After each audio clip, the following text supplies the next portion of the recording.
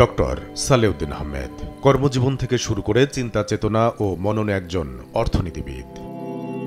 তাঁর জন্ম পুরান ঢাকার মাহুতটুলিতে এক সম্ভ্রান্ত মুসলিম পরিবারে। পৈতৃক নিবাস ব্রাহ্মণবাড়িয়া জেলার নবীনগরে। তিনি ঢাকা কলেজিয়েট স্কুল থেকে ১৯৬৩ সালে এসএসসি এবং ঢাকা কলেজ থেকে ১৯৬৫ সালে বিজ্ঞান বিভাগ থেকে এইচএসসি পাশ করেন।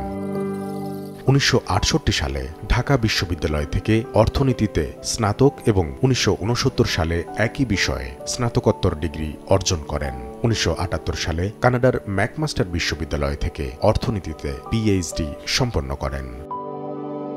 ডক্টর সালেউদ্দিন আহমেদ ১৯৭০ সালে ঢাকা বিশ্ববিদ্যালয়ে অর্থনীতি বিভাগে প্রভাষক হিসেবে যোগ দেন। পরে তৎকালীন পাকিস্তান সিভিল সার্ভিসে যোগদান করেন। ১৯৭৯-৮০ সাল পর্যন্ত পিরোজপুর মহকুমার মহকুমা প্রশাসক ছিলেন তিনি। ১৯৯৩ থেকে ১৯৯৫ সাল পর্যন্ত বাংলাদেশ পল্লী উন্নয়ন একাডেমি বার্ডের মহাপরিচালক আর সিডাপের গবেষণা প্রধান হিসেবে দায়িত্ব পালন করেন। ১৯৯৫ থেকে ১৯৯৬ সালে এনজিও বিষয়ক ব্যুরোর মহাপরিচালক পিকেএসএফ এর ব্যবস্থাপনা পরিচালক হিসেবেও দায়িত্ব পালন করেছেন তিনি।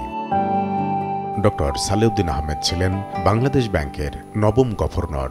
গভর্নর পদ থেকে অবসরের পর ২০০৯ সাল থেকে নর্থ সাউথ ব্র্যাক সহ বিভিন্ন বিশ্ববিদ্যালয়ে শিক্ষকতা করেন। অর্থনীতি, উন্নয়ন ও তার কর্মময় জীবনের উপর ১০০টির বেশি নিবন্ধ ও বই রয়েছে। বর্তমানে অর্থ মন্ত্রণালয়ের উপদেষ্টা হিসেবে দায়িত্ব পালন করছেন ডক্টর সালেউদ্দিন আহমেদ। তিনি টেলিভিশন ও বেতার ভাষণে আজ ঘোষণা করতে যাচ্ছেন বাংলাদেশের ২০২৫-২৬ অর্থ বছরের জাতীয় বাজেট। বাংলাদেশের ইতিহাসে অন্তর্বর্তী সরকারের অধীন এটি প্রথম কোনো জাতীয় বাজেট। কামরুল হাসান সবুজ, সময় সংবাদ, ঢাকা।